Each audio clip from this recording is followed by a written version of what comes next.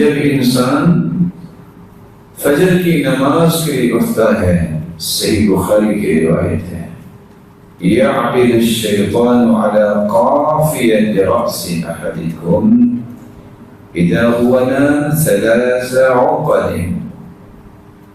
بندہ جب سوتا ہے تو شیطان اس کی گدی پر 3 گرے لگاتا ہے. اب 3 گرے جب لگاتا ہے ساتھ تھپکیاں دیتا ہے، علیک لیل طویل، سو جاؤ، بہت لمبی رات. انسان سویا رہتا اور ساتھ صرف یہ کہتا نہیں ہے فرقد، سو جاؤ، رات لمبی ہے، پریشانی کی بات نہیں ہے. فَإِنِ اسْتَيْقَظَ فَذَكَرَ اللَّهَ انْحَلَّتْ عُقْدَهُ. رسول اللہ صلی اللہ علیہ وسلم نے فرمایا لیکن اگر کوئی فجر کے وقت بیدار ہو جائے، ذکر کر لے. ذکر کیا ہے؟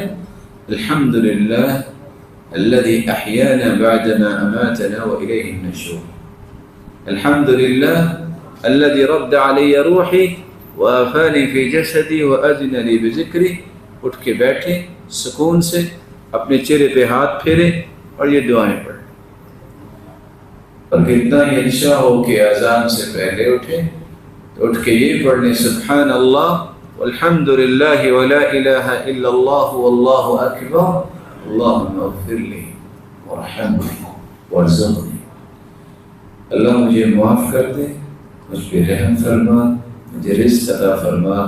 جو بھی دعا کریں اللہ کے رسول کا فرمان ہے ان کلمات کے بعد وہ دعا رد نہیں ہوتی.